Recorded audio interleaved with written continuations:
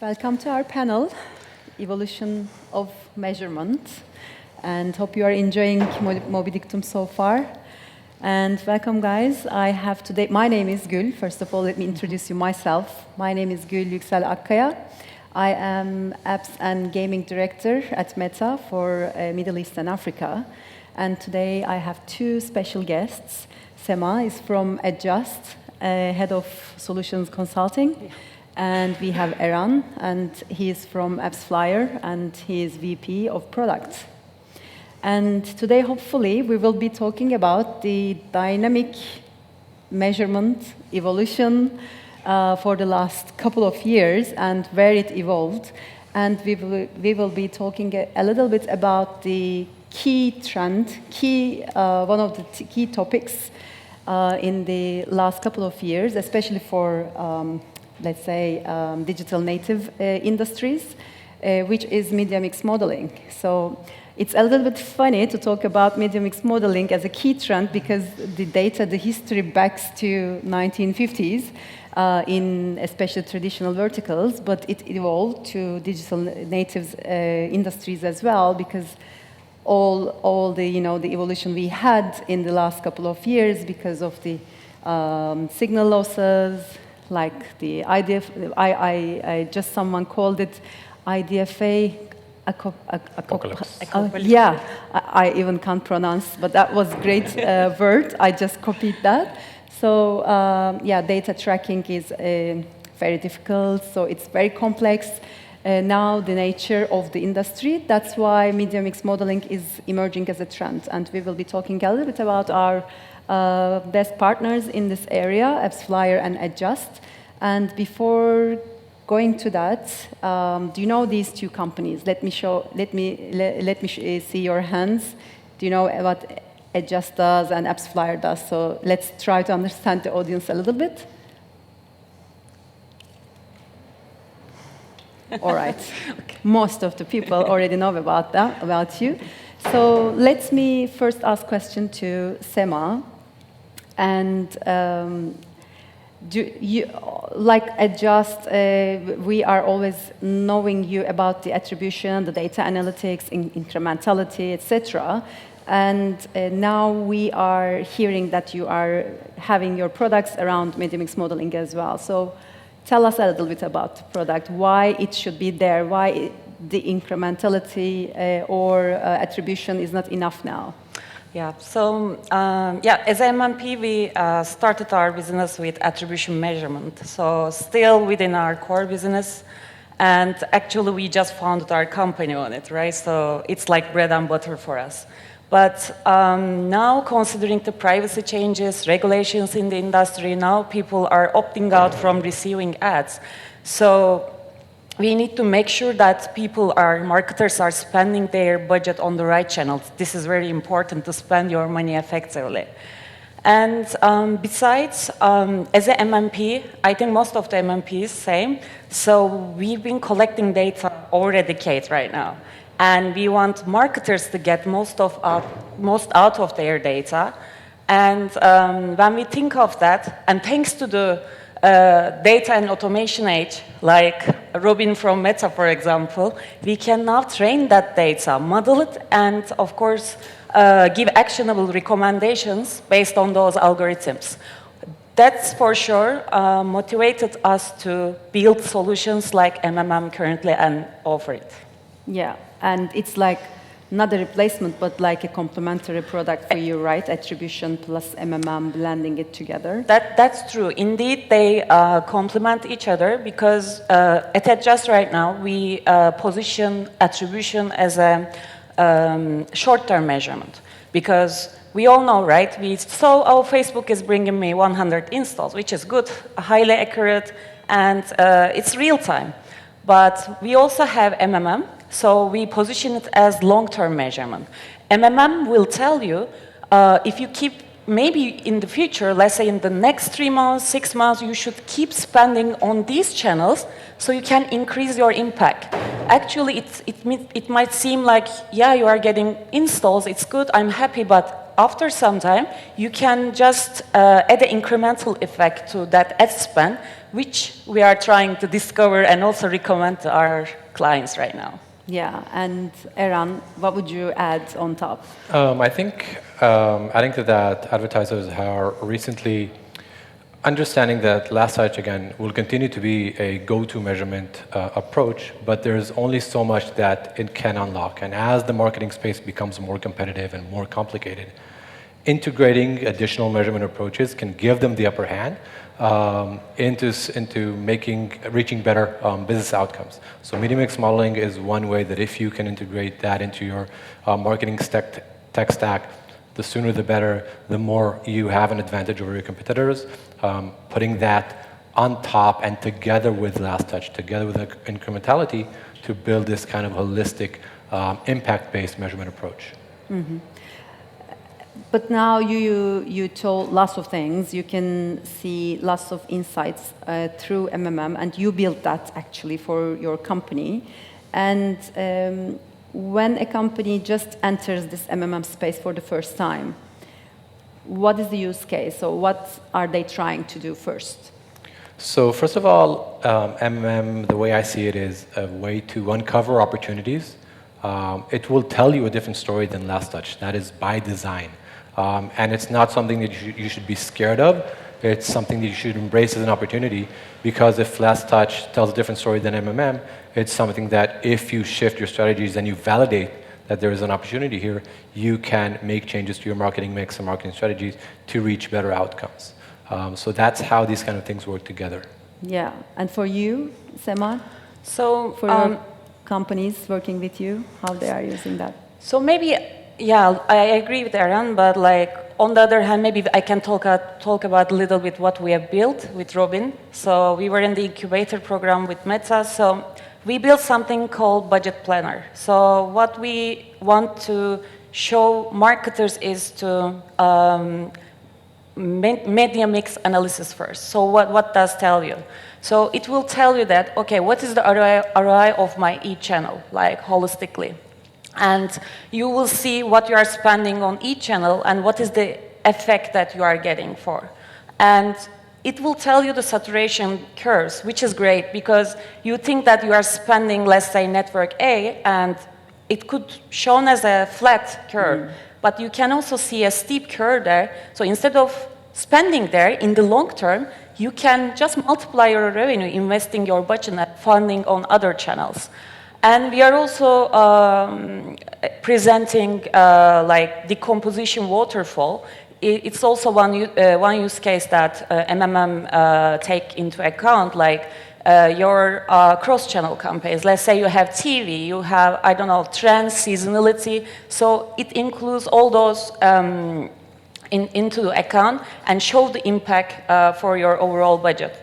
And as an ultimate use case, so you are just entering your, let's say, budget, and it will project you the current split versus optimized split. So optimized split will be just showing you with the same budget. Let's say I have 1 million for the next six months. And with that budget, I can see that I can multiply my revenue, like maybe 4 times more. Yeah. And you are doing nothing. Like simply it will recommend. For sure, this is something we are working on it. It's not like, hey, this is the product, so you need to use it. We are not, nobody is at that stage right now, but this is the vision that now we are heading to. Yeah, yeah. And that last point, I think, important. So when these gaming companies should start thinking of MMM, when they should use this product, when they are ready, maybe I should start with Eran. So you need a certain amount of scale in terms of spend. It's not for like small gaming studios with not enough budget. And also, you need variance in the data. If your budgets are flat, if your spending is flat, day over day, week over week, month over month, it's not going to give enough data for the model to build out plausible results. And it's also important to keep in mind that at the end of the day, it's a model. All models are wrong. Some of them are useful. That's how the saying goes. And you need to make sure that you accept the fact that the model is not going to be perfect. And you're going to have to find a way to make sense of it for your specific business context. And they need to Yeah. be patient. So Yeah. it's not like, hey, here is the result. So they really need to be allocating some resources, maybe budget to that, and they need data. Like, yeah, so if you have a new app, it's not like you can start immediately. For example, we need at least 2 years of historical data to build the model and give some insights. I would also say that a mind shift is necessary here to understand how you need a test and learn approach to all these things that are happening in the world right now in terms of measurement. It's not going to be a flick of a button type of solution. It's going to require iteration together with your vendor, together with your data science team, together with your marketing team, together with the finance. Everybody has to be bought into this change that's going to be happening. So it's not just you adopt and you see the results, but you put lots of efforts in it, and like the resources or time. Even you said you need two years historical data to just almost 2 years to launch the data, and so there is no silver bullet, let's call it. And what would be the challenge companies will face? Challenge would be like, we need data, so that would be something, and they need to be patient, they need some resources, as we mentioned, and for sure, they need to be aligning with other teams. Like, it's like, let's say, marketing teams now are spending in silos, so it's not like, and let's say you have only paid media, then it's not something for you. You need to be doing some cross-channel. You need to have be willing to have the mix of media in your spend. And those challenges, like, could be they need to get something out of it and align all the company like mindset to make sure that they will be relying on. For example, let's say you have a gaming company, and gaming clients are like, oh yeah, I want to test it, so they are super like enthusiastic. But sometimes they are not only the ones like taking decision. They need to convince investors. They will say, hey, now we are taking MMM into our decision making. Sure. So that would be another challenge, maybe. I would say, in my opinion at least, the data challenge is an easy challenge to solve, especially for gaming clients, digital-first types of advertisers, that the spend is coming in from sources that are providing granular and ready data. The MMP has full visibility into the installs and in-app revenue and in-app events. So the data challenge, to me, is a smaller challenge to solve. I think the bigger challenge is around understanding what to do when the model tells a different story. And are you able to accept that? And are you able to allocate resources to explore these insights to reach a place where you trust the model much more and you can use it to make daily decision making? Yeah. And we had a very similar example, like recently we just ran the model and the client was really happy, like spending 10% on a specific network. And we ran the model and the impact was 0, like literally. And we said, okay, probably we did something wrong. So first you question because it's something new, now you are trying it. And then in the end we try a couple of things and yeah, it's 0. And then we presented it to the client and they said, yeah, we were suspicious about that, now we know, for example. That's something, I mean, like now some clients may say, hey, you are wrong. So it's not like, hey, this is my end product. It's not easy to just recommend something them like without being sure and convincing them. And the data helps, like insights help. That's why we now present all the details of model to make sure that we align them with our thinking. Yeah, and also Eran mentioned about the experiment. So that's also another input, I think. So you have everything, MMM, attribution, you blend them, but without experimenting, testing, you won't find the right result. So how does it go, like the experiment? How do you look at experimenting? So in the beginning, I mentioned that attribution is short-term, MMM long-term. Incrementality is mid-term, we can say. So let me give you the same example. Attribution will tell you, hey, you have 500 installs from network A. Incrementality will tell you, hey, those installs would have come anyway, even though you didn't make those changes. And it will tell you that within the short term, for example, at Adjust, in 7 days, we present the results. So in 7 days, you will know, hey, launching that campaign actually giving me no incremental uplift. And it will also say, let's say it will give you organic cannibalization instead of providing uplift. So, and also it will enable many marketers to experiment other stuff. Instead of keep spending on that channel, they can say, okay, let me try another Android US instead of spending that campaign. So they can experiment new things without touching their always-on campaigns. Yeah. Eran, what do you think? When I put last touch, incrementality, and MMM on, I would say, a correlational to causal scale, last touch is very correlational. You know that an install happened because someone clicked an ad. Incrementality is very causal. You know that the ad really caused the install, and MMM is somewhere in between. And you have to find a way to use incrementality to calibrate the model. Anybody can spit out a model. Anybody can show you numbers from an MMM model. And the question is, do you trust them? And the way to gain trust, to gain confidence with an MMM model is through incrementality testing. Mm-hmm. We're taking a geo-lift approach for incrementality testing through automated test and control holdouts at the geo-level, states or DMAs, which allows head-to-head comparisons between different campaigns and strategies. And that is a very interesting input that we can then feed back into the model as a prior knowledge for the model to kind of iterate on top of that. Mm-hmm. And as a next point, maybe next step, where should companies start with you? So when should they come to you? And before even maybe coming to you, where should they start? First of all, read. Facebook Meta has done an amazing job with the work on Robin as kind of an initial point to understand what is the world of MMM, but there's a lot of open source packages out there just to start getting your hands dirty if you want to and you have the resources to.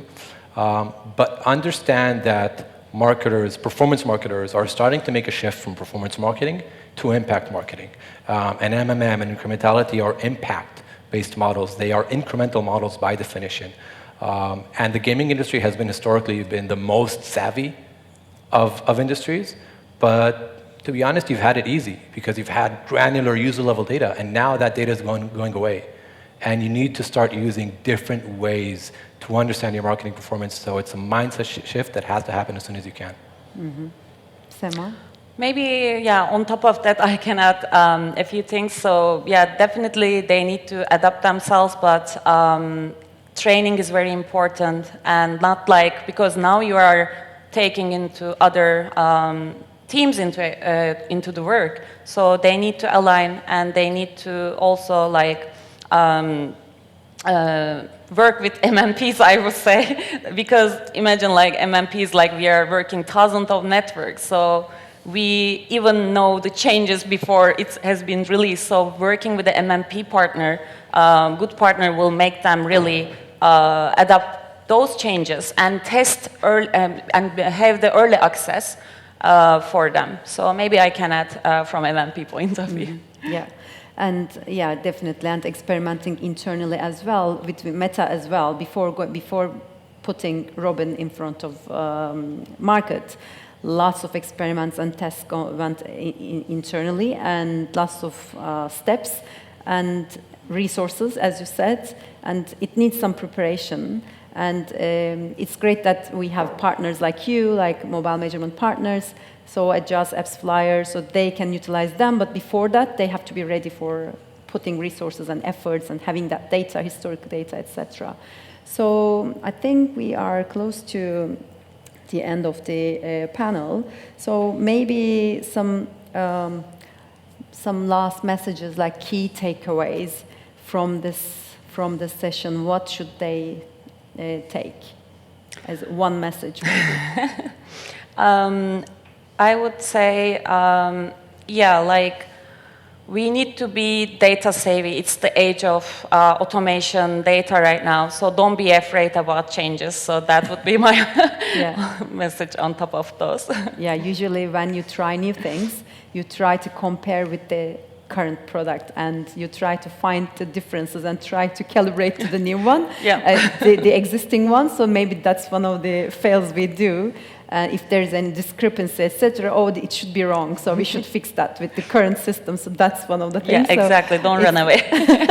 So that's a good advice. And Eran? I'll try to provide my takeaway by asking you guys, maybe with a show of hands, who here has had experience with incrementality testing, with media mix modeling? One. And I think this is the true epiphany. If you're not exploring incrementality right now, if you're not exploring MMM right now, not for the sake of getting ready and putting this into your tech stack tomorrow, but to understand where the industry is going. Incrementality has been here for quite a time. It's been used by huge corporations, and it's becoming much more accessible, especially for gaming clients. MMM as well is becoming. We're not there yet, right? I don't know when and how MMM will become part of your tech stack in the next 6 months, year or so. In my opinion, incrementality at this stage is a little bit more tangible. Ask your vendors hard questions, difficult questions about these types of solutions. You need to get these things into your tech stack as soon as you can. Yeah, I like that accessibility piece. So it's really important because usually, like the traditional ones, the big FMCG companies do this MMM, but it's easier now. And since this vertical, this gaming industry is data-driven from the beginning, and lots of data they have, so it's an amazing opportunity with blending that data with MMM. And any questions maybe from the audience? Do you want to ask anything to Sema and Eran? All right, I think they will start exploring, hopefully, MMM, and we will see lots of adoption, I'm sure, because at Meta, maybe that's something I should tell, last year, we see 80% year-over-year increase in MMM adoption across our industry. So that's a great shift, that's a great jump when you look at that, because of these digital native companies returning to MMM for the holistic measurement. So it's becoming more and more important. All right, thank you guys for joining. Really insightful, really nice conversation and small, cozy audience. I really enjoyed the panel. Thank you very much. And we are still here.